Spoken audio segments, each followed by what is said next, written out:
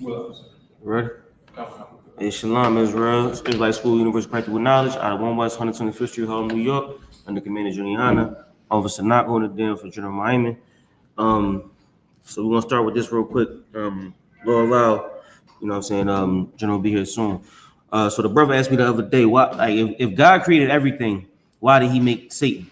Why did he make evil? Why did he make the devil? Right? So we're gonna start with Revelations 4 and 11. All right, let me know you got it.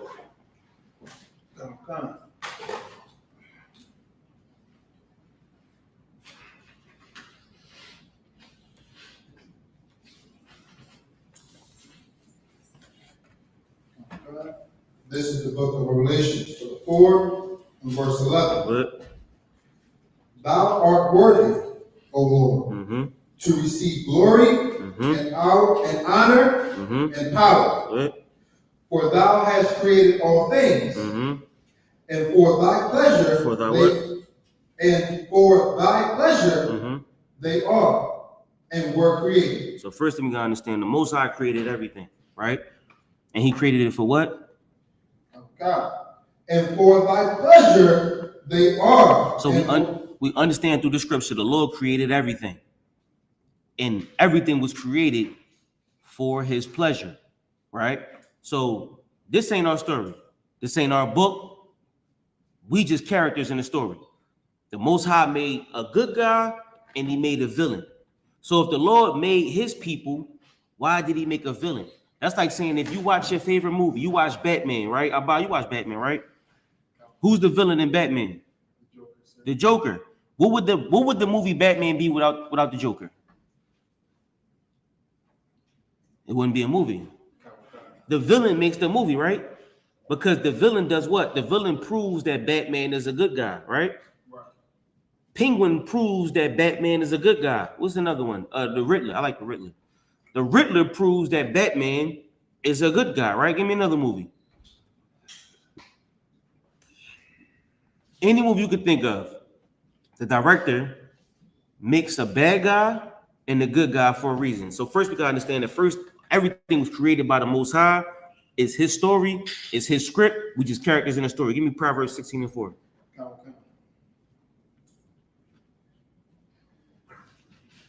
This is the book of Proverbs, chapter 16 and verse 4. The Lord hath made all things for himself. Yea, even the wicked for the day of evil. So not only did the Most High create all things, the Most High also created the wicked. So where does evil come from? Young brother, what's your name again? Kwaniya. Where does evil come from? From the Lord, right? Because you gotta understand, some things are a test, some things are temptation, right? If you got a problem with drinking, one day somebody gonna sit a bottle of Casamigo in your face. If you got a problem with smoking, one day somebody gonna walk to you with a blunt, right? Whatever your problems are, one day you'll face them. And when you face them, you'll understand if it's a test or if it's temptation. Because those things come from the Most High. You got an earpiece? All right, Most High. All right, read it again. This is the book of Proverbs, the 16th and verse 4. The Lord hath made all things for himself. Good. Yea, even the wicked for the day of evil. Good. Verse 5. Everyone that is proud in heart is an abomination to the Lord. Everyone that is proud in heart. Pride is something prideful. Pride is the reason that you fall. Because you, like, even with Moses, you know what I mean, didn't get the Lord his big ups when he split that rock, right? Most of the time we fall because we don't give the Lord his glory. We don't give the Lord his honor. Pride is an Esau trait. Pride is a white man trait, right? Because we believe that it was us that did it. You believe that it was your will and your power that made it happen, right? Keep going. Okay. Verse though hand join in hand, he shall not be unpunished. Yeah, when you fall in that wickedness through your pride, that's when you get punished. Go ahead. Verse 6. By mercy and truth, iniquity is purged, and by the fear of the Lord, men depart from evil. Let me Ecclesiastes 3:1. So what we got to understand first of all is, why did the Lord make evil? Why did the Lord make Satan? The Lord made Satan first of all because it's his story. Because he knows that if he put the Casamigo in your face, you'll have the decision to choose life or death. And most of the time, the weakness in your body or the pride in your body makes you choose death. Most of the time, because we don't understand who the Lord is and what life is about, we'll choose death.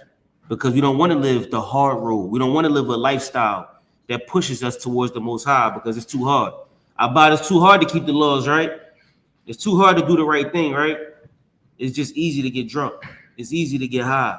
It's easy to fall to our temptations. So that's why we fall victim to Satan. And what happens is, the Lord created Satan to see if you was really about it. The Lord created your demon or the devil that's around you, or the devils that's around you, to see if you really about it. Keep going.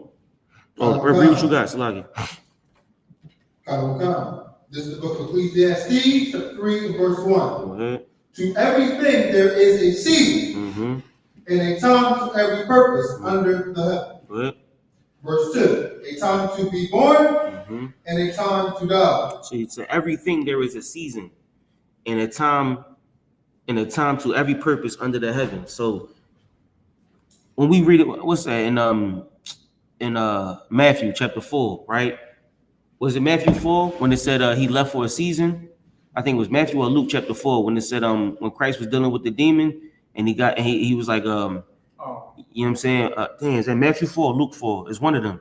And he said he left for a season. Or even when it said the 7 demons come back in the season, right? When the demon depart, he see the house clean, he come back in the season, right? What happens is, in that time, when the demon leave, you should be cleaning up the house. You should be fixing yourself and getting yourself strong, because Satan gonna come back in the season.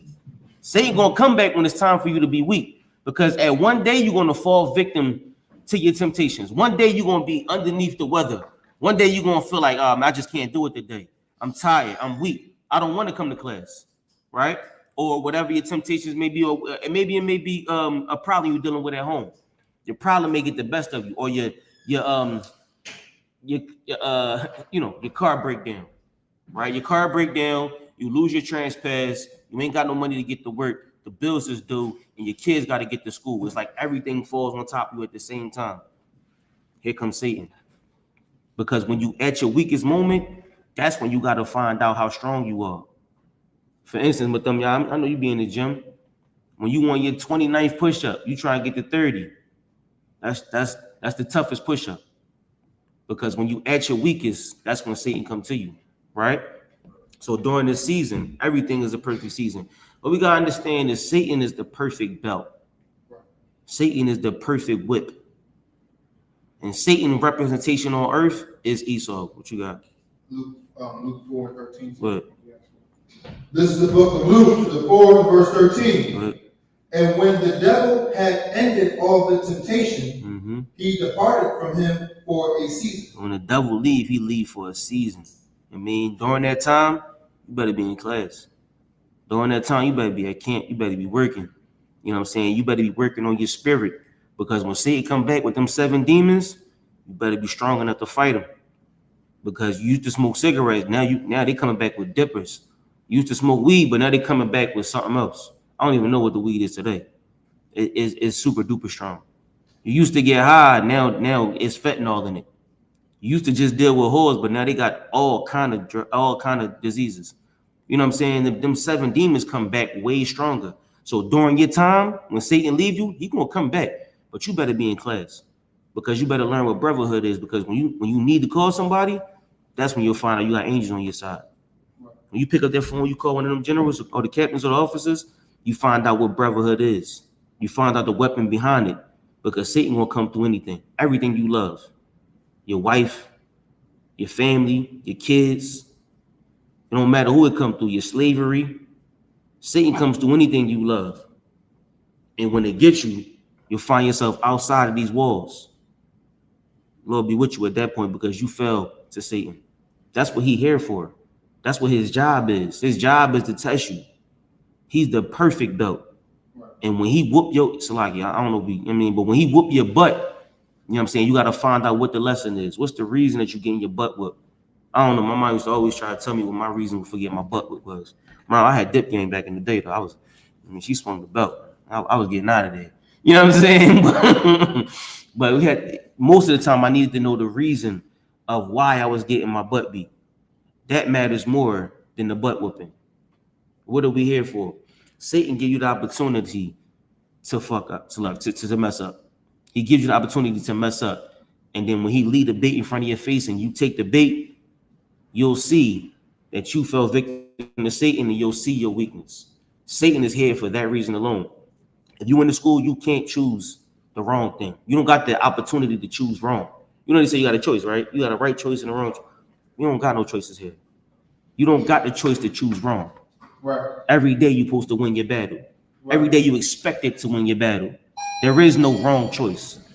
Give me Ecclesiasticus 2:1. Mm-hmm.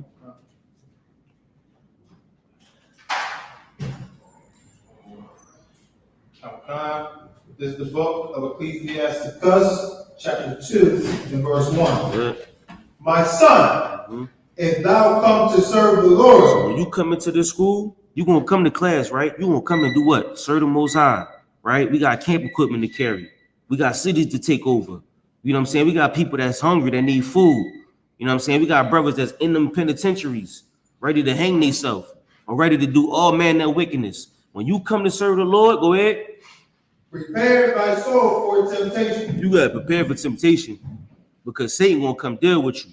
When you come into the truth, it's hard. I know most people got a trooper story. When you a trooper, it's like the hardest part of your life. It's all the battles of that you've ever thought about in life. When you become an officer of 50, the battles you got to deal with, damn near insurmountable. Because you come in to serve the Lord, and Satan will try to pluck you back out this truth. What the parable of the sower. Some seeds fall on stony ground. You'll never get the truth. You know what I'm saying? Some seeds, they fall on with weeds and it tears. You try and get the truth, and you growing with the weeds. They try to choke you out. That's them demons trying to choke your spirit. The brothers that you know out in the world, your family members you know out in the world, everybody's trying to choke the spirit about you. And some seeds growing fertile ground. You know what I mean? Keep going. Verse 2. Set thy heart aright and constantly in order, and make not haste in time of trouble. 1 Corinthians 10 and 13. When you come to serve the Lord, man, you gotta pick a side. You gotta choose either right or wrong. Just like Moses said, you gotta choose. You know what I'm saying? Life or death. What I call it? 1 Corinthians 10 and 13. This is the book of 1 Corinthians, chapter 10, and verse 13. Once again, I'm here holding the class down for General Mahayaman. Lord willing, he'll be here in a little bit. Right? There have no temptation taken you, but such as is common to man. First thing I understand is temptation is normal. If you dealing with something, best believe you call a brother, he dealt with the same thing. You ain't the only one dealing with a drinking problem. You ain't the only one dealing with smoking or dealing with your girl. You ain't the only one dealing with car issues or how to get to school. Every problem you have, all of us have dealt with it. That's why we here. We here to make sure you get through your problems. Because if you don't, you'll find yourself separated on the island. And when you get on that island, right.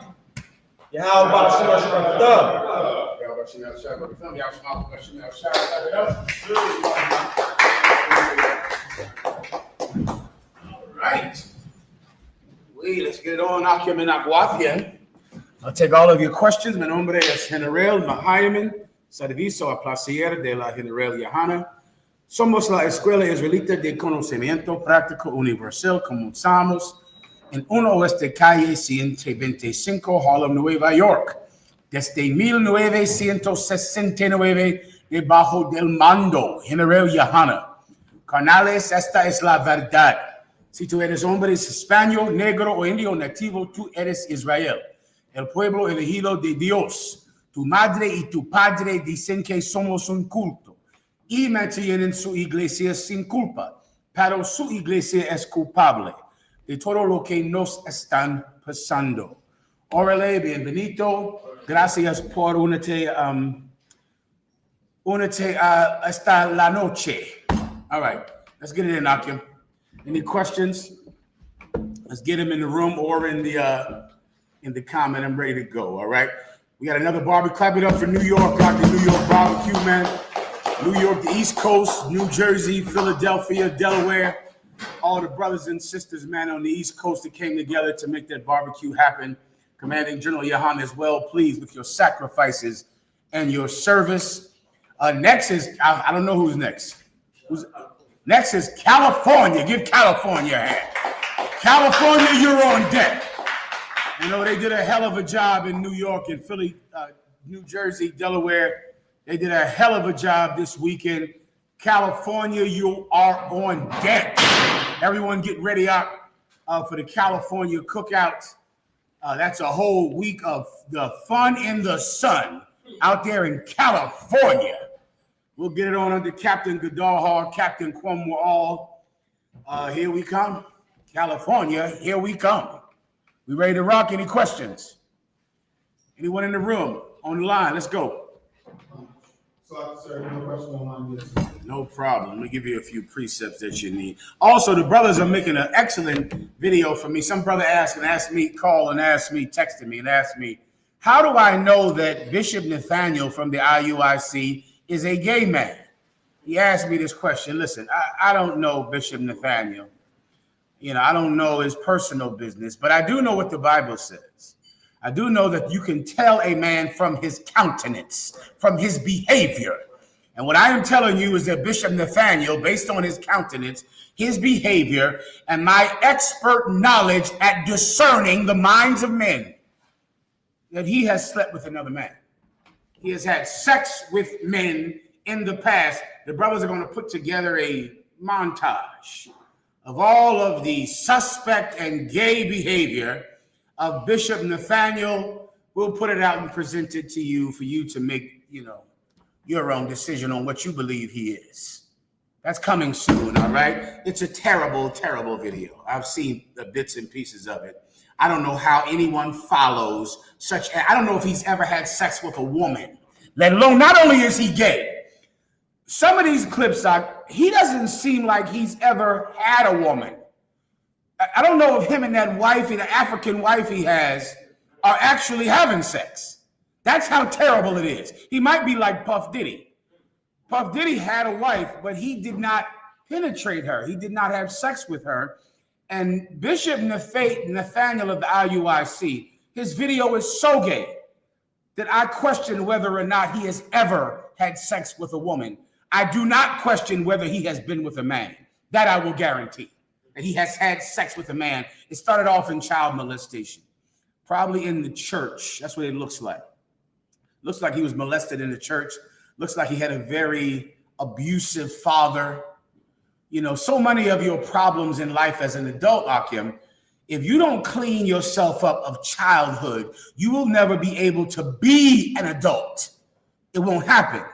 And you can see that on Bishop Nathaniel of the IUIC, some terrible childhood full of, an abusive father, full of church, full of a mother that he attached himself to, hoping she would have mercy. You can also see that on that Abayel, the one we call Big Frida. Who is that? I don't know his actual name in the IUIC, but I know in the UPK we call him Big Frida because he loves to dance.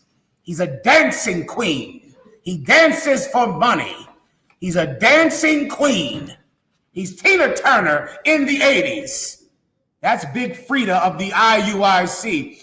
And whenever you see him, if you look based on the Bible and the way he carries himself and his countenance, you can see that he is worshiping his mother. He has a mother complex. And some brothers have that. Some brothers have it where they just attach themselves to their mother. And guess what mom likes? To see you dance. Come on, baby. Come on, baby. Some mothers love that. They get their boy up there and they love to see that boy just dance and dance because the mother needs constant entertainment. She needs it. And she's with you. And you have to really be your mother's company. You understand? Too many of us understand it too well. Where your mother, you're her company. She has to turn the music up real loud and you dance for her. You please her. You entertain your mother. And Bishop Abayel Big Frida, you can see all over him that he worships his mother. These are the things, Doc, that if you came into the Israelite school of UPK, in the name of Christ, Doc, we would cleanse you of these things.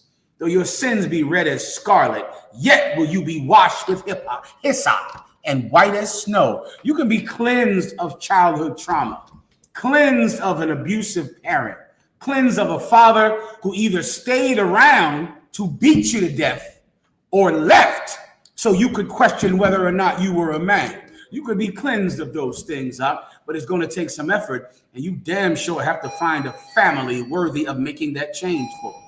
Everyone understands. I pray. You'll need to. Please, Warrior, what was your question? So my question isn't like necessarily out of the book right now. Please. It's I guess maybe it's somebody counsel, I guess. Please. So a few weeks ago, a friend of mine said to me, he said the way that you view women is that you view them as if they're below you, but you treat them as if they're above you. Okay, he's giving his opinion on how to treat women. Or how he sees me. Okay, this is how he thinks you treat women. Right. The way he sees Gotcha. synopsis of observation. I understand. I kind of agree, but I don't know. Am I right or wrong? Let me try to get it one more time. He's saying that he believes that you, as a young brother in the school, treat women like they are beneath you.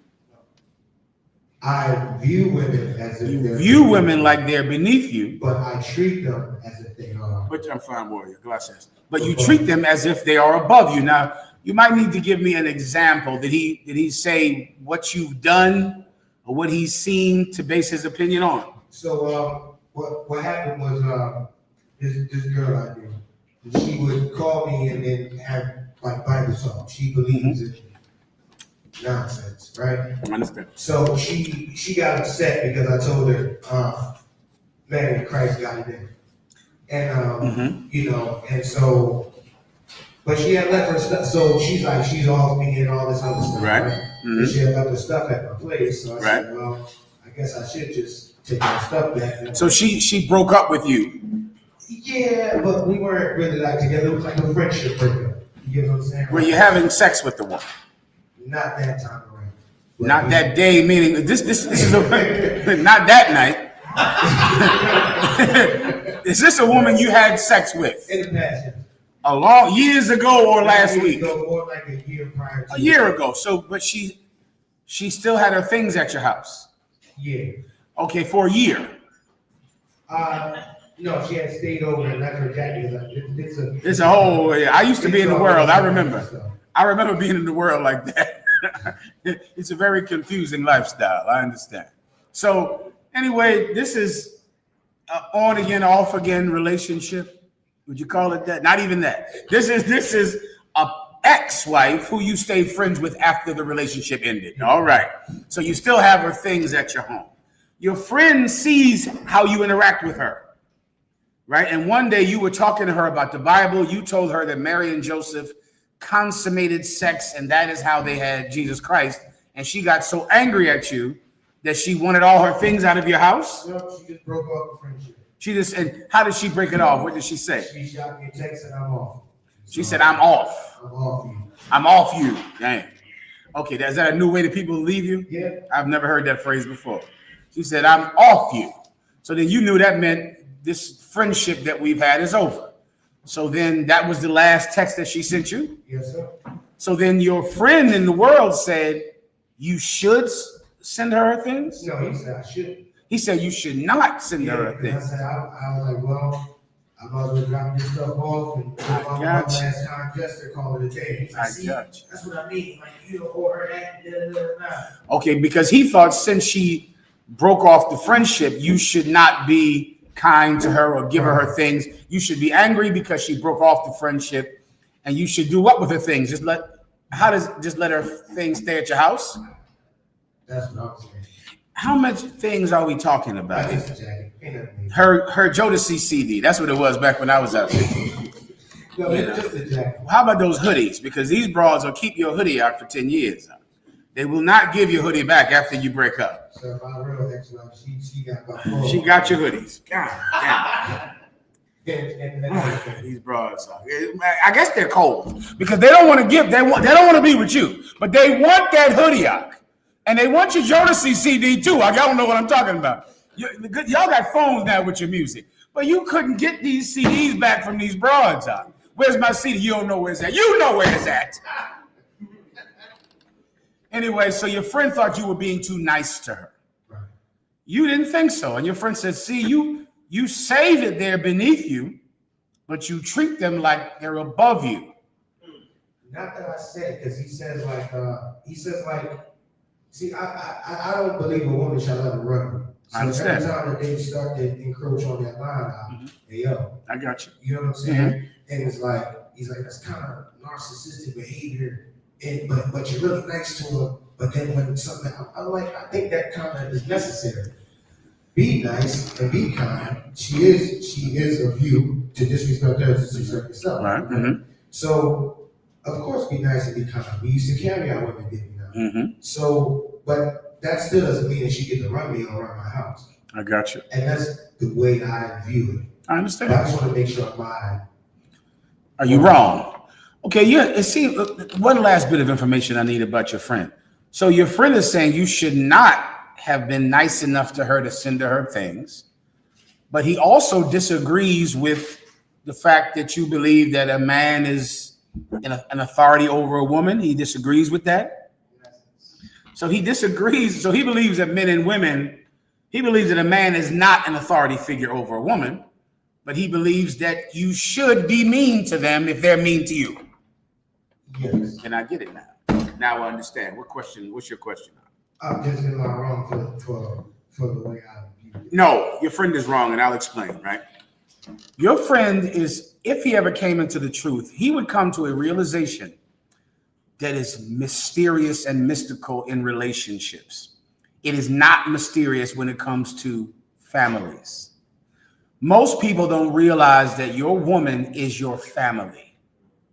So many women do not understand that that man they sleep next to is their family, which is why they can break up with you over a missaid word. But would they ever leave their child on someone's doorstep? Would they do something like that? I'm asking you. No. If you said, listen, your child said something wrong, kick him out. Kick him out the house. They said a wrong thing. They didn't do their chores. Kick him out.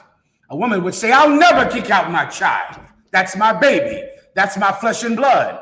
Would you kick out your man? If he says a missaid word on the phone, I'll kick him out. Well, your husband is also your family. Your mother, forget about it. Your mother can beat you with an extension cord your entire life. Your mother can have men in and out of your life, and some of those men molest you. But you know what you'll say about your mom? Give me the words. Tribe of Judah, so-called black people. No, you're not a Judah. I forget. You are. What would you say about your mom? She's a queen. That's still my mama. Damn, her boyfriends beat you, molested you. She was smoking crack. That's still my mama. You have a definite sense of family. Why don't you extend that to the man you have sex with? He also is your family. This is your friend's problem, Mark. He believes that men and women are equals. And two people that are equals must fight each other. You believe women are not your equal, so you are gracious to them because they are weak and below you. You understand? His problem, he hates women because they're equal to him. How could you not? You get two #1 contenders. They're the same weight, same age, same wingspan, same reach. What will they do, Knock? They're going to fight each other. Two teams, #1 defenses, #1 offense, fairly matched up. What are they going to do, Knock? Yeah, equals fight, Knock. Is that not true in everything in life? If I go into the goddamn jungle and see a giant lion, I'll think he's the king until I see another one. I know where this is going. Do you understand? You know lions live about 5 years in the wild. These lions we all love, that we all talk about and idolize, they live 4 to 5 years. And it's not from being hunted. It's not from starvation. It's from fighting other lions. They live 4 to 5 years tops. Equals have to fight. for control, for power, for position. I don't fight my child, though. You understand? Because I'm above my child. I chastise my child. I correct my child. I love my child. I give my child compassion and care and correction. But I'm never fighting them for power. Do you understand? Because I'm above them. Don't you understand? Recognizing that you're above a woman will cause you to give her compassion that can only come from above. Kindness that only comes from someone who is above you. That's what people on top give to people at the bottom. Kindness. Kindness. What you did with that Sister Ak was gracious. And she's taking up space in your home with her things. How does it help you to put that shit in storage? How does it help you to keep all of her bags of God knows what? You were gracious and kind. You don't want to talk to me anymore. Hey, I'm not emotional about it. No bad feel, no hard feelings. Take this bag back. I'm not keeping it at my house anymore.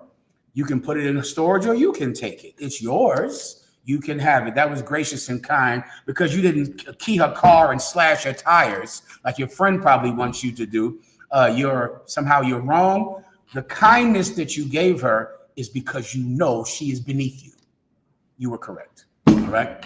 Anything else?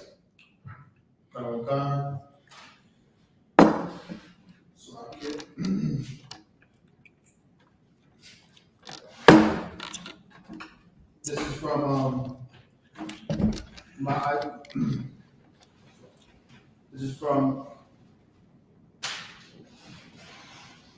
I.S.U.P.K. Salami, sir, if I may, can you give me a general breakdown on Leviticus chapter 27 and verse 29? Leviticus 27 and 39. Scene, whatever. Scene problema. Let's go. This is the book of Leviticus, chapter 27 and verse 29. None devoted, which shall be devoted of men, shall be redeemed, but shall surely be put to death. None. Okay, you got to give me some context. It sounds like we're talking about animals, like the animal sacrifices. He just wants a general breakdown. This is in general. Anything you give to the Lord, you can't get back. That's that. Some of you fools leave the truth and think we're giving you your tithes back. Are you out of your effing mind? Never. You will never receive anything back that you have given to the school. You change your mind. You don't like us anymore. I understand. Yes, you're right. But every penny you gave this school, we're keeping. If you make a mistake and push send on some money, you ain't getting it back. I don't give a damn what it is at all. What you devote to God belongs to God. Know ye not about the Bible when there were 250,000 elders of Israel that came up against Moses that wanted to remove him from leading the nation. And he begged them not to do it because he knew that God chose him to be in charge. They didn't listen. They all got golden censers and they filled these censers full of incense and they came to the temple with these incense waving. Why? Because they were going to be the new priests. They were waving incenses to God and they were taking over from Moses because Moses dragged them out in this wilderness and they believed that his leadership was going to get them killed. And they believed that he took too much on himself. Are we not all the children of Israel? Are we not all the chosen people of God? That's what tons of fake Israelites say. Aren't we all Israelites? Aren't we all prophets of God? No, we're not. We're not. We have no equal in the Israelite school of UPK. Right. None. Well, these men thought that they were equal with Moses. They brought these golden censers, waving them to show that they were people of God. As they came before the door of the temple, an earthquake happened, opened up and swallowed all of them up and killed them. The Lord told Moses, go into the hole and pull out the golden censers because those belong to God. Do you understand? That's in the Bible. So whatever you give the UPK, don't ever try to get it back. You're not getting it back. You're not getting a refund. You're getting nothing. We take donations in here. We do not give back anything in here. Why? Because it belongs to God. Everyone understands. All right, anything else? Okay. This is from Officer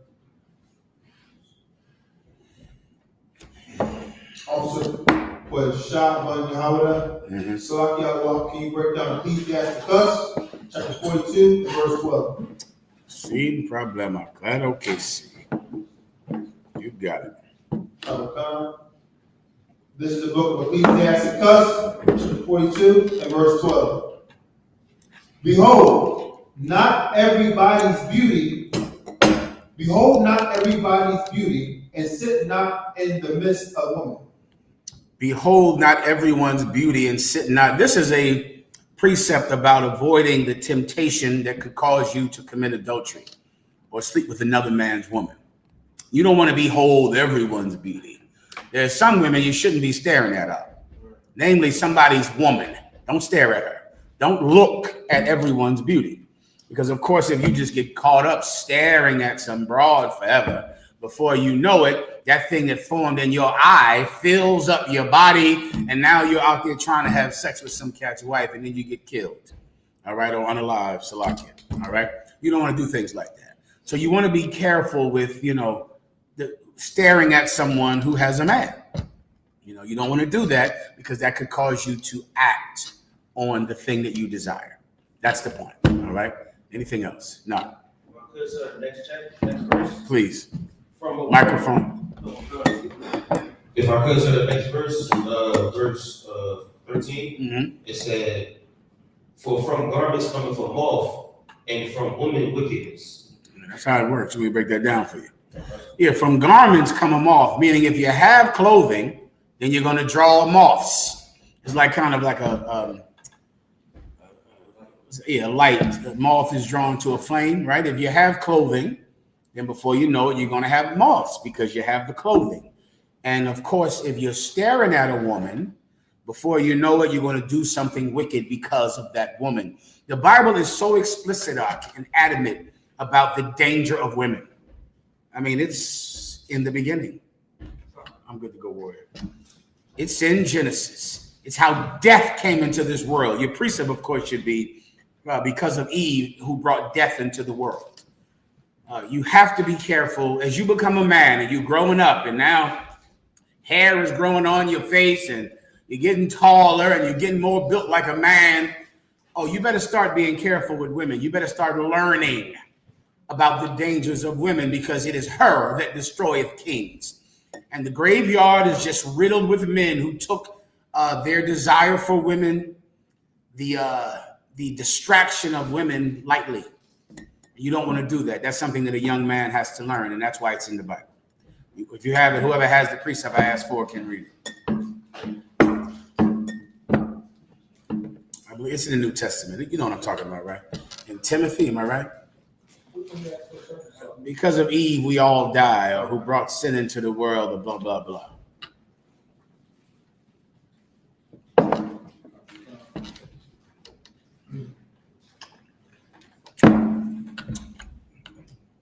Let me get it for you. Hold on. 1 Timothy 2:14, sir. Sounds right. Go ahead. Okay. You got the microphone. Okay. This is the book of 1 Timothy chapter 2, and verse 14. And Adam was not deceived, but the woman being deceived was in the transgression. Adam was not deceived by Satan, by the so-called white man, his first mentioning in the Bible. But Eve was deceived. She got tricked, fooled, lied to. And you better be careful. Keep going. Oh God. Verse 15. Notwithstanding, she shall be saved in childbirth. Even though she can be easily deceived, there are things that she can do to make up for her mistake, to make up for her natural propensity to be fooled. There's things she can do, which is in essence devoting herself to something besides herself. That's how a woman makes up for her natural naivete, for how silly she can be and how easily she can be lied to for gain. She can devote herself to selflessness to make up for the error in her. Come on. I have a precept, sir. This is a good one. This is the precept. This is the third precept I would pull. The one this brother right here pulled. Microphone, you die. The book of Ecclesiastes, chapter 25 and verse 24. Of the woman came the beginning of sin, and through her we all die. That's the one I was looking for. Of the woman became the beginning of sin. That's referring to Adam and Eve, right? And of her we all die. Curses come from her. So you got to be careful, young brothers, all right? Now, after I stop saying this, just ignore everything I just said and go out and stick your penis in everything and end up in jail, okay? So go ahead. No problem. All my cousins are there. When you get there, tell me, because all my friends in the world and all my cousins are sitting right there too, all right? So let's move on. Anything else? This is from UPK Priest Officer Wadash Yala. If I may, sir, can I get a breakdown on the judgment part of Psalm chapter 1 and verse 5? What the ungodly be judged? A breakdown of, say that again. Hey, shalom. If I may, sir, can I get a breakdown on the judgment part of Psalm chapter 1 and verse 5? Once the ungodly be judged. All right, let's hear it. Book of Psalms, chapter 1 and verse 5. Therefore the ungodly shall not stand in the judgment. Keep going. Nor sinners in the congregation of the righteous. And he said, won't. He said, won't. He said once. I'm missing it. I'll just break it down. I'm not sure of the question, right? Go ahead, Dad. Read it one more time. Psalms, chapter 1 and verse 5. Therefore the ungodly shall not stand in the judgment. Now that I'm assuming he's confused about the ungodly shall not stand. Not standing means not triumphing, not being able to say you were right. Like if my judgment stands, then that means that my judgment is right and it's correct and it can't be overturned, right? Like that's what that term means. It's an old term that just meant it's just. It stands, right? The ungodly will not stand in judgment, meaning he's going to be proven wrong. So this is the belief and the knowledge that if you go before the priests, before the judges on a matter, and if one of those people is evil, that they will not stand. Can I give you a perfect precept? It was what I want to say it was Solomon, right? There was two women, and both women said that this baby was theirs. They both said it. And they went before the king. And you can imagine how far this had to go up for the king to finally make this judgment. And they both went in there. Now, one woman lost her child. Her child died. And so she stole the baby from this other woman. And so now both of them are in court before the king saying, that baby is mine. No, that baby is mine. Solomon said, no problem. Listen, since both of you say the baby is yours, this matter has came all the way up to me. Cut the baby in half. Cut the baby in half, and I'll give each one of you a piece of the baby, and then both of you broads will be happy. Now, the one who was the actual mother said, oh my God, don't cut my baby in half. Just let her have the baby. Because I love that child. She can have a baby. The one who was not the mother said, fine, cut the baby in half. Because really, she just couldn't stand that this woman had a baby when hers died. Which is what is in so many people who have had great loss and great suffering. They can't stand the fact that your baby is alive. They need you to suffer like them. So the one who was not the mother said, okay, cut the baby in half. I'll take that. David said, only the real mother would have said, give the baby away rather than hurt her. And David gave the baby to that one that was willing to give up the baby, because the unrighteous will not stand. That what someone that's trying to do something evil in the court before the Most High God, it will not stand. Their wickedness will come out. I've been through too many councils to not know that this is true. I pray you understand. Oro por tu entendimiento. Anything else? Go ahead. Please, ven otra vez, please. Gracias. Gracias. This is from Mahayaman, Yahweh. Shalom, Lord Christ, sir. Can I get a breakdown on Proverbs 31 and verse 30? Please, go ahead. what does it mean when it says favor is deceitful? Right. Read it, please. This is the book of Proverbs 31 and verse 30. Favor is deceitful and beauty is vain, but a woman that feareth the Lord, she shall be praised. Right. Favor. If a woman has your favor, it means you like her. You understand? It's they used to have something they would give out called favors, which sometimes could just be a piece of lace, something that aristocrats would give. A woman might give you a piece of lace and you would take it, or a handkerchief. And this was called her favor, meaning this was a token that she liked you. You understand? And it was called favor. Liking someone does not mean the marriage is going to work. Do you understand? Because liking someone is deceitful. It's lust.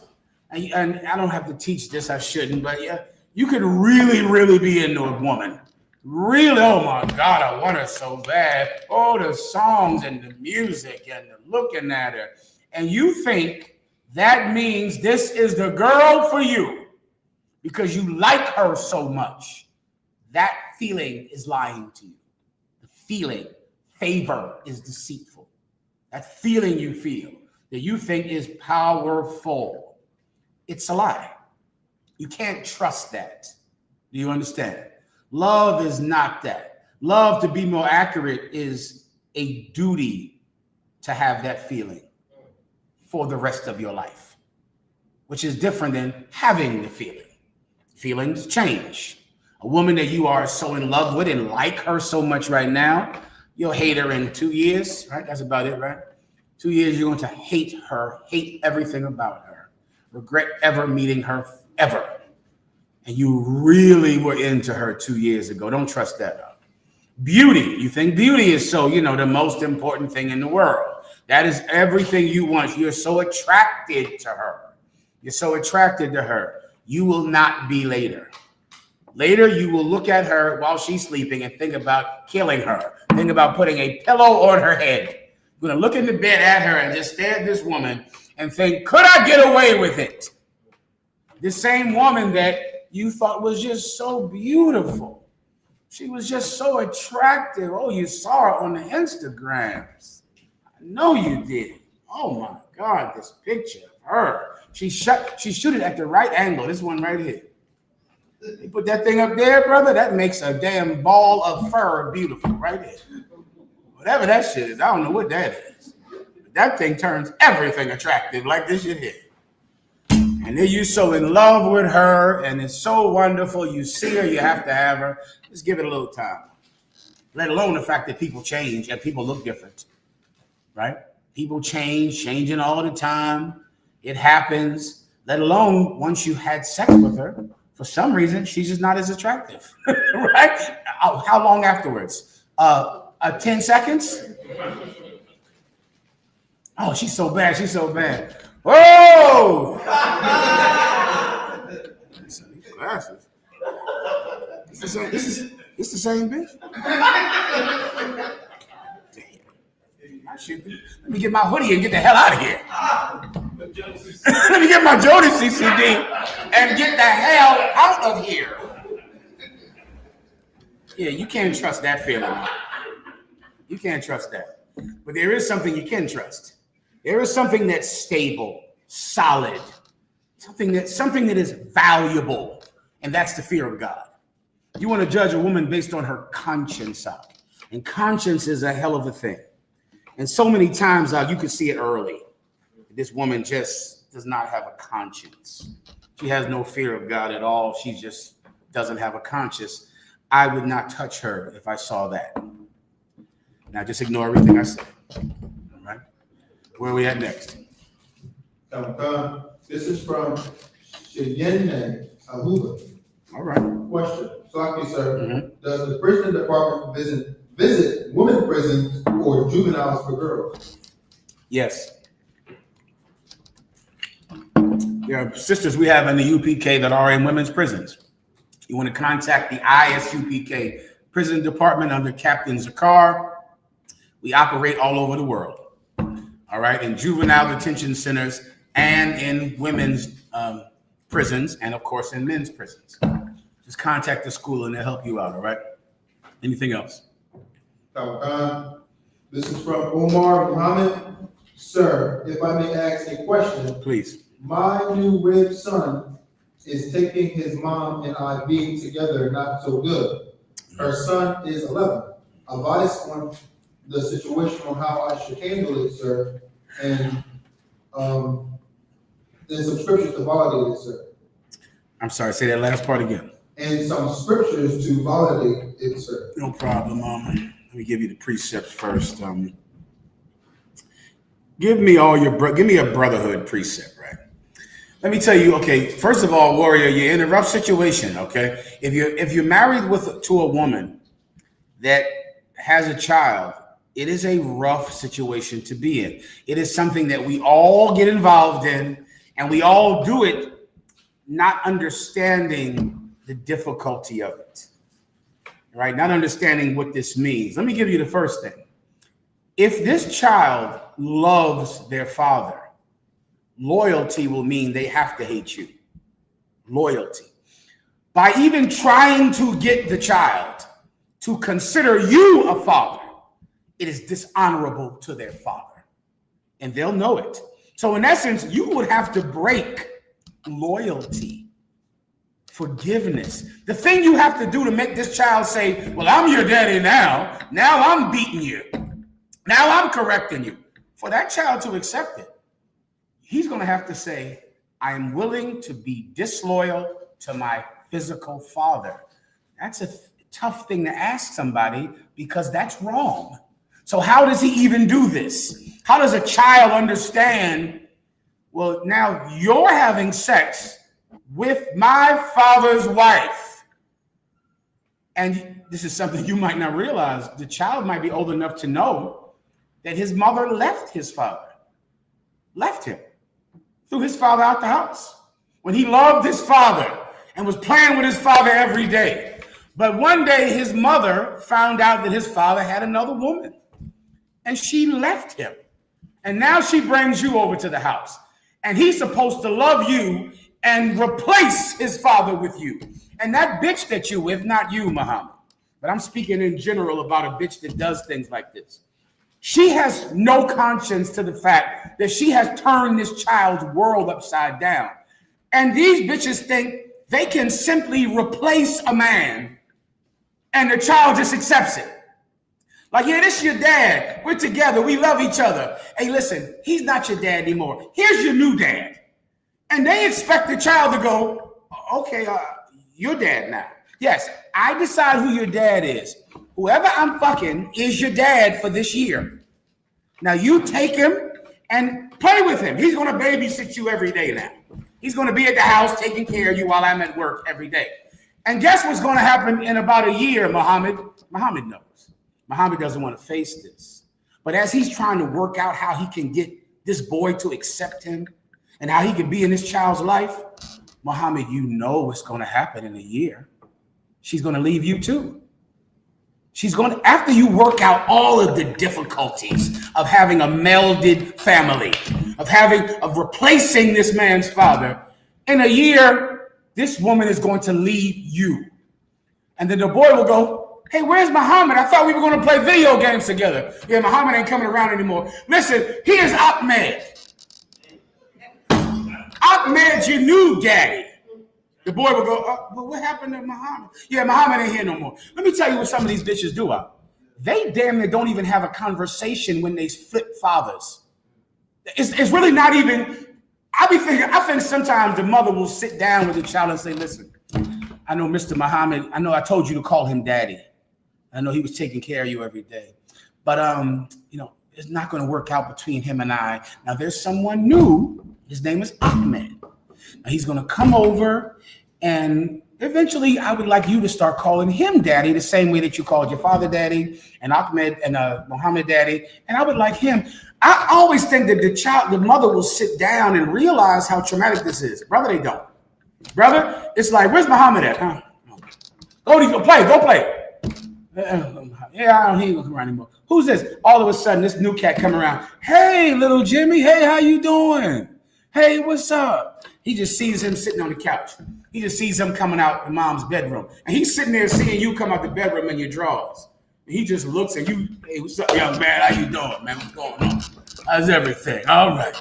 I just came to get some orange juice so I can go back in there and tear your mother out the frame. I know you thought your father was, but he wasn't like I am. And you expect the boy to jump into your arms and go to see the Phillies, the baseball game with you. He's not. What you should do is this. Be a brother to everyone, but don't be somebody's father. Don't do that. That's dishonorable to their father. Don't do that to people. Love thy brother as thyself. That's the first precept you should go to. Get that precept. Every child you meet who is not yours has a father. All of them. They weren't immaculately conceived. All of them have fathers. Some of them are men who just couldn't get along with your wife because your wife is a stupid bitch, not you. But some women are, just like some men are evil bastards. Some women are argumentative and they break up with men over a text message. You know that, young warrior, right? So, and that's why, that's why the father is not around. Now you come into the life, and of course, because you got that, because your father wasn't with you. And so you always thought to yourself, man, I ain't gonna never leave a woman if she has a child. I ain't gonna never be like my dad. That's a dangerous thing to ever say to yourself. Dangerous. Because you might realize one day how much you have to belittle yourself to never be your father. And then you might realize how your father got like that.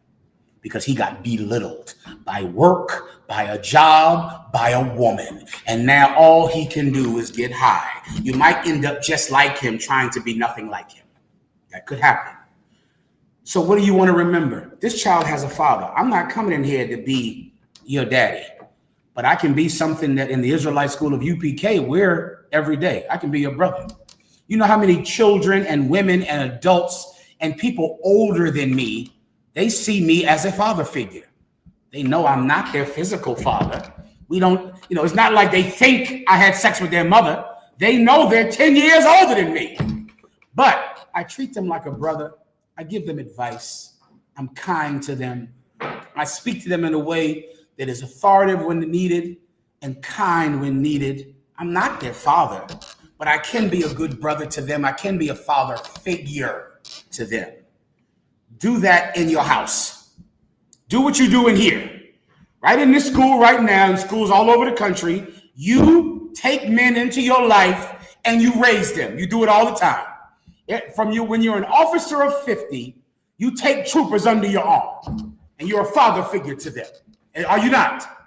Well, sometimes if you meet a woman, she has a child, do it to the kids at the house. But don't ever be their father. Don't do that because you dishonor their father. Don't dishonor him. And don't think that a child is wrong because he wants to love his father, even though he was an alcoholic, even though he was on drugs, even though he wasn't around. The kid wants to love his father. He can't. So now you're going to have a problem with that bitch you got. And I'll tell you why. Because she wants that boy to call you daddy. Do you know how many women have men where the child has to call their actual father daddy and the mom's boyfriend? Who does not know what I'm talking about? Who knows what I'm talking about? You know how stupid an idiot you'd have to have some child who goes on the weekends to see his dad and calls him dad. Then when he's home with you, he's calling you dad. You don't have any conscience. Why? That stupid bitch wants you to do it. Why? Because she wants to replace men like toys. So he's not your dad anymore. Forget him. This is your dad now. She's playing house. You understand? Like to her, people are toys. We're a family now.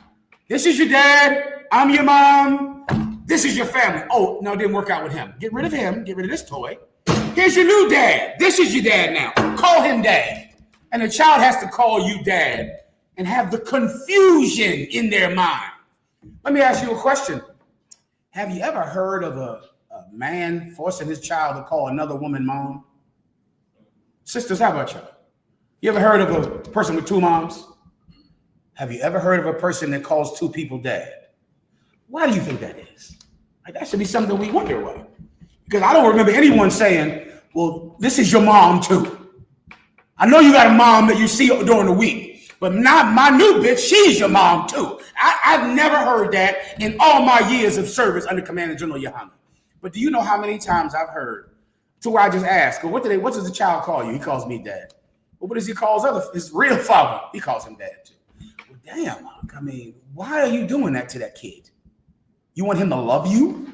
You want him to look at you like a father figure? Why is it no one ever has two moms? Why is that? You want me to fast forward to the answer? Because she would never allow it. Ever. You understand? That child has one mom. One crackhead mom, one drunk mom, one mom in prison, one mom but you ain't gonna never get another one of those. But a father, the mother just will pick whoever she's fucking, and that's your dad. Don't do that. Or learn the hard way. That's all. Just remember what it was like for you to have to turn off love and turn on love, right? That bitch doesn't have enough kindness to say, I shouldn't force my child to love someone, then still break up with him. That part kills me in that you forced this child to accept this man.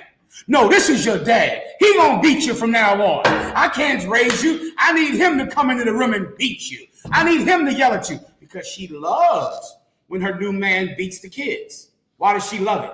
Because then she's playing house. He's the dad. He's in there taking off his belt and beating the children. She loves that. And then, of course, she won't love it, won't she? She'll, oh, wait, hold up. That's my kid. What are you doing over here? Oh, wait, you know what? It's over. And the child is supposed to just one day go, I let this man beat me with a belt because you told me he was my dad. Now he's gone. You know what, Mom? I'd rather be a Crip. I'd rather be a Blood. I'd rather be a gangster disciple. I'd rather go out there and find love out there. I'd rather join the white man's military. I'd rather find some crew that will love me better than my family. I'll do that. None of them will be my physical father, but I will find role models out in the street. Thank God that I found a role model in the Israelite school of UPK. You come in, he brakataya hawawaya awashai. Commanding General YAHANNA is not my actual father. Do you understand? He's not my father, but he is a father figure. He's a role model. You can do that in your house. You can do the same thing. You can just not treat this kid like I'm your pop, because I'm not. But, you know, I'm over here and I care about you. I love you. I want the best for you. I have good advice. I'm older. I've been through some things. I can tell you. I can help you out if you want it. I can give it to you, but I'm not your pop. And you'll find, brother, that that's a way for him to love you and not hate his father. Everyone understand? Give me the precept and then I'm done. Let me love thy brother as thyself. This is the book of Matthew 22 and verse 39. And the second is like unto it, thou shalt love thy neighbor as thyself. Love thy neighbor as thyself. Keep going. Verse 40. On these two commandments hang all the law and the prophets. On these two commandments, love the Lord thy God with all thy heart and all thy soul, and love thy brother as thyself. All the law is based on that. Everything. So you have to remember that the father who ain't around, the father who ain't shit, the father who's a drunk, who's a crackhead, who wasn't nothing, who used to beat her. You hear those stories, you know, all the stories about your pop. You know, he was physically abusive to my mother. Oh boy, he was just the worst person in the world. Love thy brother as thyself. Don't do something to some kid's father that you would not want someone to do to you. You remember that out now, you can have a blended family. Now you can come in there, come into the child's life, be a positive influence on that child, right? Be a role model to that child and never denigrate their father. Everybody understands. Próximo. Preguntas. This is from I.S.U.P.K. Shalom, Adawan, Lord in Christ. Question. And is Genesis 3 and 2 about literal fruit?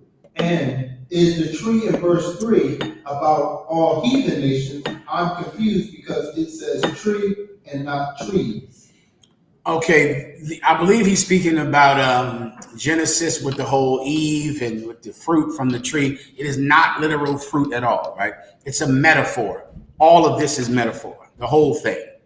The whole thing is figurative and metaphor because that is how blacks and Hispanics talk.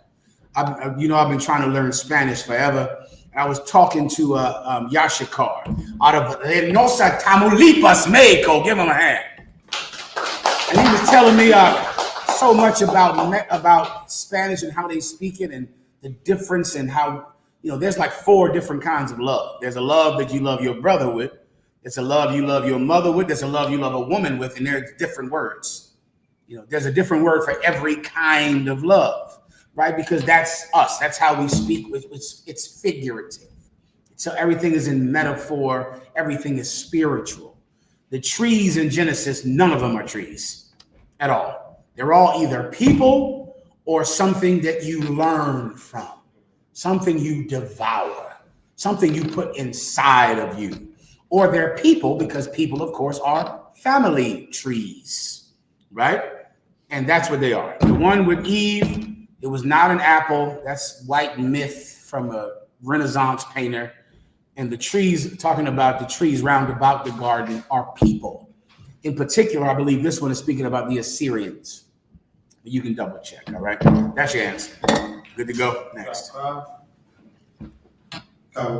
This is from YAHANNA, Yahweh.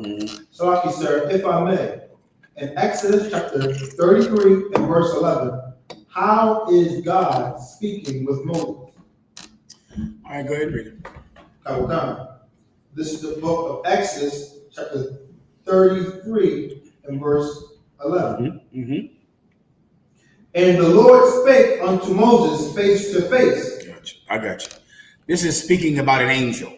When the Most High God speaks, he speaks through representatives. You don't talk to God. You cannot talk to him and live. That's in the Bible. So whenever you hear someone speaking to God, they're talking to a man who represents God or an angel who represents God. One glory is of the terrestrial, the other of the celestial, right? There are representatives of God that live with him. And they come down here and they do marvelous works down here. They cause viruses and plagues and they deliver people out of chains. And then there are men that do a work for God. They're his representatives. And they do a marvelous work down here. They speak truth to free the bond. They go out and they proclaim the word of God and put their life in danger. They're men of God. That's why the Bible says, thus saith the Lord, when actually Isaiah said it, Jeremiah said it, Ezekiel said it. So it's one of those two every time. These with Moses is speaking about an angel who represents God who talked to Moses. An angel in a burning bush came to him and said, thus saith the Lord, right? Whenever you hear about Moses talking to God, it's speaking about an angel that spoke for God. Próximo. This is from Wrong Image.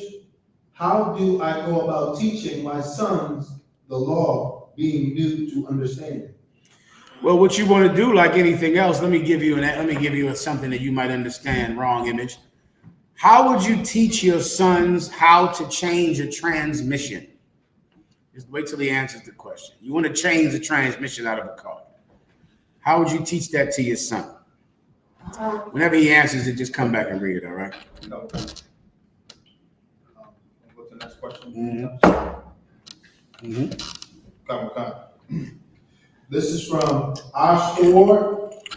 Shalom, Mahayaman, Lord in Christ. If I could, sir, in Isaiah chapter 11, verse 12, is the word nations referring to Israelites scattered in other nations, aka Gentiles? Let me hear it. This is the book of Isaiah, chapter 11, and verse 12.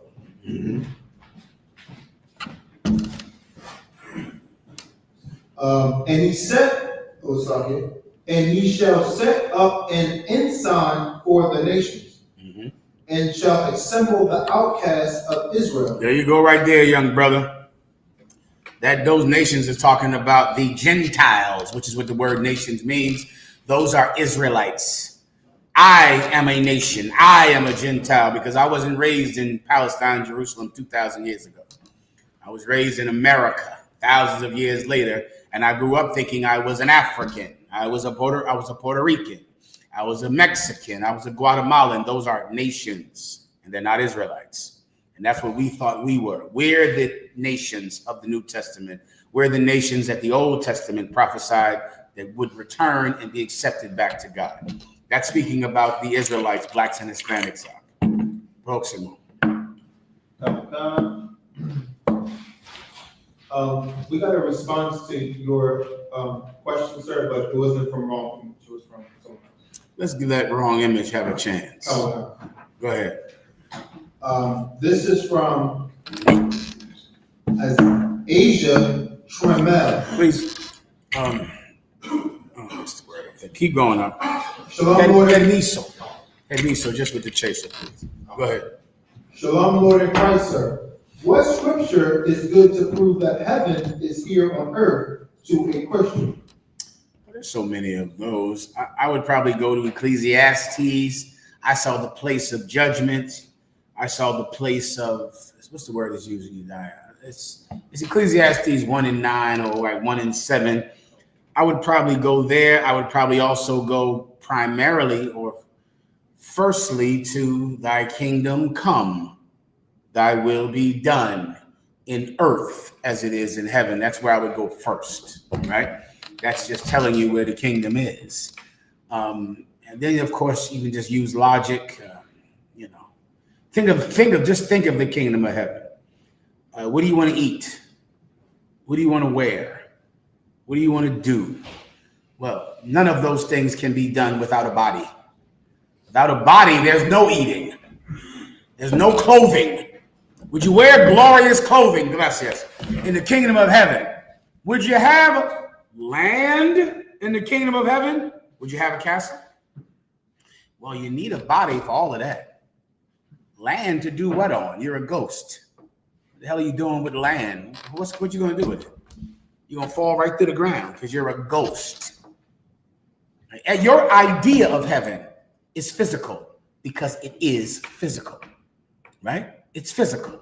You want castles and land and horses. Well, those are things that physical beings need. Where are you going to live in the kingdom of heaven? In a castle? What you need a house for? You're a ghost, aren't you? You're not. All those precepts about heaven are for physical beings because heaven is on earth. Do I have to break down that one, that kingdom come, that will be done? That's the precept I would go to first. Then I would go to Ecclesiastes where I saw the place of judgment. I saw the place of death. You already know about that kingdom come. That's what Matthew 6 and 7 or around there somewhere. That's the prayer that Jesus Christ said. Pray to the Father, thy kingdom come, thy will be done. The kingdom is on earth as it is in heaven. The same way God has representatives called angels in heaven, he has representatives on earth. Where the Lord lives is already his kingdom. I want that kingdom to come down here. Why would I want God's kingdom to be on the earth? Who wants to blow my mind with the obvious answer right in front of your face? Why would you pray that his kingdom comes down here? Why would you ever ask for that? Let someone online answer.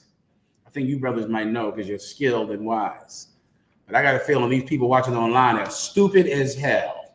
That's my first feeling. Unless I'm proven wrong. That can always happen. I remember I was proven wrong back in the day one time. Let's see if it happens. Why would God ever tell Jesus Christ to say, thy kingdom come, thy will be done on earth as it is in heaven? Why do you need God's kingdom to be on earth? Up front, go ahead. I've got a few responses, sir. Go ahead. The first one is Shabbat Yahala, because this is hell. Trooper Shalat, to destroy the Edomites. Princess Kavanah, so that we could be in heaven and not hell any longer. Okay, everyone is almost correct, but you're off topic. And you want to stay on topic if you want to cut Christians. There would be no reason to ask for heaven to be on earth if eventually I'm going to be up there. Why even ask? Right? I'm going up there, aren't I? I'm going up yonder, aren't I? That's what my grandmother said. I'm going up yonder. I'm going to the upper room. Well, if I'm going to the upper room, I don't need heaven down here because I'm not going to be here. I'm going to be up there. So then why would you pray, Lord, thy kingdom come, thy will be done in earth as it is in heaven? Why am I asking for that if when I die, I'll be up there? Why did he say to pray for that? Anyone want to give it a shot online? It's right in front of your face, people online. So you can do it. You can do it. We got a response, sir. Not to the bar because you don't go to heaven when you die. Give him a hand. That's it. Because here's the truth, brothers and sisters. Whether you die or not, you're still going to be here, no matter what. So I need this place to change. Because whether I die or not, I'm going to be on earth. I'll be here. So if this place is hell, then I'm going to be here after I die. I'm coming back and I'll be here. I'll die again and come back and I'll be here. I'll die again and come back and I'll be here. Lord, thy kingdom come. Thy will be done in earth as it is in heaven. Heaven up there is perfect. That's great. But that does nothing for me because I'm here. I need this place to change because this is where I live. I'm not an angel. I don't live up there. I live down here. Could you make down here like it is up there? Because this is where I'm going to be at forever. And that's why we pray for this place to change. This place. Everyone understands. Give me the precept I asked for, and then I move on. You want our math? I put no. I think they know that one. I'm hoping. Give me the one in Ecclesiastes. This is book of You want to read it now? What you have in Revelations? That's excellent too. Tell them where that is. Come to the book of Revelation, chapter 21, verse 10. And he carried me away in the spirit to a great and high mountain, and showed me that great city, the holy Jerusalem, descending out of heaven from God. There you go. That's another excellent one now. Descending out of heaven. That New Jerusalem is coming down here. It doesn't mean no good for it to be up there. It's nice that there's some spiritual realm where angels live at, and it's great. That's good. My problem is I'm stuck here for all time and eternity, forever. I need this place to be a good place. That's what I need. Because this is where people live. And I'm a person, not an angel. Anything else? Y'all got it, right? The one in Ecclesiastes, where is it at least? Just tell them where it is. 1 in 9, 1 in blah, blah, blah. You know, go ahead. It's in Ecclesiastes chapter 3, verse 16. Let me hear it. That sounds right. This is the book of Ecclesiastes chapter 3, verse 16. And moreover, I saw under the sun the place of judgment. I saw where? Under the sun. I saw under the sun. If you're on earth, the sun is above you, right? So I saw under the sun, which means the place of judgment is on earth because the sun is up there and we are under the sun. That's the place of judgment. What's the place of judgment? Hell. Hell is under the sun. Hell is on earth. Go ahead. That wickedness was there. Wickedness was there. Keep going. And the place of righteousness. And the place of what? Righteousness. And the place of what? What? Righteousness. The place of righteousness. Under the sun. Keep going. That iniquity was there. And in this place of righteousness, iniquity is there. That's the earth, young brothers and sisters. You have on the earth, under the sun, you got absolute terrible things happening. And there could be absolutely beautiful things happening here. And that's why Jesus Christ said the kingdom of heaven is within you. You change the world. You make this planet a better place. And heaven is here. Everybody gets it, all right? Ohio just gave me a perfect precept about being a father. What I was going to break down, I was giving you earlier. It's at Ecclesiasticus 4 and 10. Let's read that. This is for the brother that asked for precepts about how do you, deal with a child that's not your child and all of that, right? It's Ecclesiasticus 4 and 10. Someone read that. Are we done here? Do I go upstairs now or not? Yediah? Is he down here? Okay, let me know when I'm supposed to roll, all right? Unless you know up front, all right? Say again? 8:39 is when I go? Okay, I don't know when I go. Tell someone to let me know, please, all right? Go ahead. This is the book of Ecclesiasticus, chapter 4, verse 10. Be as a father unto the fatherless. You hear that? Be as a father unto the fatherless. You're not their father. Be like a father to them. You're a father figure, right? You got football coaches doing the same thing. You got basketball coaches, the police athletic league, the Boy Scouts. Now, the problem is they're going to all molest you. So you got to remember that. If you don't mind getting fiddled and diddled a little bit, then you can go down there and be an altar boy. Am I ready? Solid. But if you want a real father figure, you come into the UPK and you're as a father to them, but you're not their father. As a father to the fatherless. Go ahead. And instead of a husband unto their mother. And instead of a husband unto their mother. You're not their mother's husband. But you can be like a husband to this woman because you care for her and protect her. Right? If you remove selfishness and sex and what you need, then you can be kind to women and not have sex with them.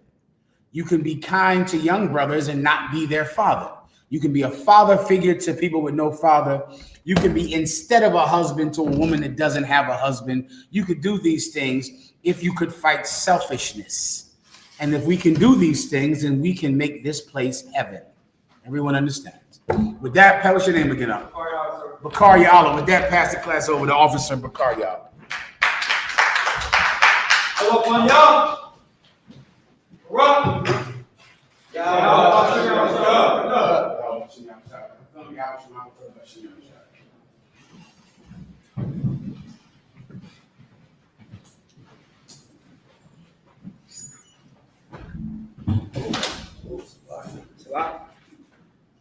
I.S.U.P.K. security announcements. You have the I.S.U.P.K. started out of 1 West 125th Street, Harlem, New York. Roll for a new brother and sister. When a new brother or sister comes into the school, they are off limits for 6 months. They are to be saluted only. They are here to share themselves of the world. If they need transportation, the teacher will arrange it. After 6 months, if a brother or sister has an interest in a particular person, he or she must get permission from the head to speak to his brother or sister. There is another 6 months in which the brother and sister will court each other. After the 6 month period, the brother and sister will get permission from the head to marry. Tithe is the commandment, Numbers 18:21. Malachi chapter 3, verse 8 through 10 means 10 in the Hebrew, Ma'asherah. 10% of every penny of any increase the Lord gives you. Give to the teacher. Priest fund, free will, offering for priests, not mandatory whatsoever amount you would like. Upcoming holy convocations is the blowing the roll, blowing the trumpets. First day is Sunday, September 21st, 2025. Remind Akim and Aklaf to check the bulletin board in the hallway if anyone wants to be a trooper in the school to start wearing all black, boots, shirt, pants, headband, scarf. And with that, Amajim. Brothers, Amajim Shabbat, Amajim, Barak, Yahweh Hashem, Yahweh Shabbat, Yashmatal, turn to face the sisters, Saul, face the turn to sisters, Amajim.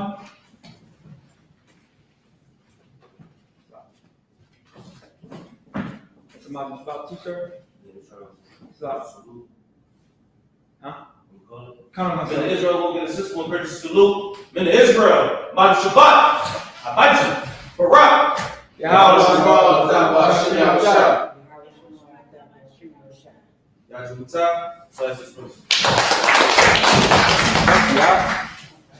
I've been in class like